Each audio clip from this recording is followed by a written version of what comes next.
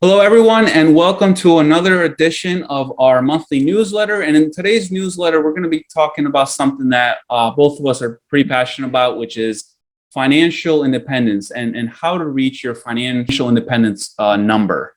Today, we're going to talk about how you can utilize syndications in order to reach this financial goal that you have. Now, what is financial independence? It can be something different to a lot of different people, right? For us, financial independence is when your monthly or annual income exceeds your monthly or annual expenses. Basically, you can stop working for whatever reason, and you can still cover your monthly or yearly expenses by utilizing and leveraging syndications. Now, that's very powerful. Now, the more popular means of investments that we're all accustomed to are things like your work 401k plans, your annuities, stocks, mutual funds, everything or anything that is really tied to Wall Street that you have very little control of. Now, syndication, in our opinion, trounces all of these options. But how do syndications help investors reach that financial independence goal? Now, let's examine how syndications work at a very high level, and Mark's going to go through that right now. Absolutely. And I'll start with a quote from Warren Buffett, the Oracle of Omaha, who has been quoted as saying, "If you don't find a way to make money while you sleep, you will work until you die." And everything that we're going to lay out today is really intended so that you can generate passive income, basically mailbox money that will come in month after month, quarter after quarter without you lifting a finger. Again, growing your money while you sleep. So I'm going to tick down some of the benefits that we see to reaching your financial independence through specifically real estate syndications. First one is that this income is generated passively. That is, you're entrusting an individual or a group of individuals to invest on your behalf in commercial apartment buildings, essentially. And you're gaining exposure through that to real estate without any of the headaches or hassles of tenants, termites, and toilets, the 3 T's as we call them. Also, the second benefit is it's cash flowing. So commercial real estate is a cash flowing asset. It throws off incremental cash flow every month after you pay all the expenses to operate the assets. Historically, we've been able to achieve 6 to 10%, and we feel like that's a pretty good range to use based on our experience in terms of your cash on cash number. So meaning if you put in 100,000, typically commercial multifamily will throw off anywhere from $6,000 to $10,000 per year passively. That's just cash flow. It doesn't account for any of the appreciation, which we all know will help to boost your net worth over time. The third benefit, I should say, is tax advantages. So we have a saying in real estate, you may have heard it, it's location, location, location. I would say that there's another saying that doesn't get as much popularity, but it's depreciation, depreciation, depreciation. One of the chief benefits, and it's really a gift that you get from the IRS of investing in commercial real estate, is depreciation. It's a non-cash expense. And we won't go over, going in depth of what depreciation is, but just suffice to say that you get a really nice benefit of investing in commercial real estate in that it lowers your tax bill. So those are some of the really high level benefits that you get from commercial multifamily investing through real estate syndications. Now Gonzalo is going to tick through some of the math that goes behind this. All right, thanks, Mark. So the question is, how many limited partnership investments in syndication does it take to gain financial freedom? Let's drill in a little deeper as to what this looks like. And we put together this slide to give a very easy understanding of what an investment in limited partnerships looks like. And we made a couple of assumptions. The first assumption is that we're trying to reach a FI number of $5,000 per month, which is $60K a year.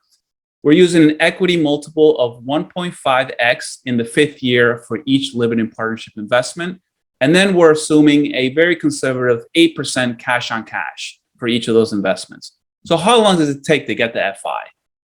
Our calculations show that if we invest $50,000 in a syndication every year with the 5th year exiting, using that 1.5x, and as you can see there in the slide, on year 1, you're making your first contribution, throws off $333 per month, right? Not life-changing at all, but we got to continue that.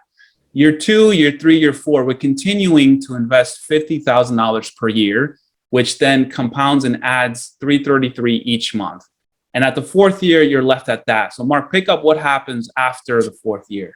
So yeah, as one of the assumptions that Gonzalo laid out, it's that on the 5th year of each LP, you're going to exit. Now, historically, over the last 5 to 10 years, operators have been able to achieve exits in years 2 to 3 with, pretty substantial equity multiples. So while history says that we could achieve this sooner, we're going pretty conservative with the assumption of a 5-year exit there at a 1.5 multiple. So if you put in 50,000 in the 5th year, that first investment that you made is going to be worth 75K.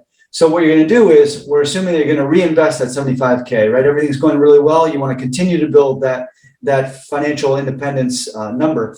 And so you're putting in the 50K investment in year 5, but also you're reinvesting the 75K.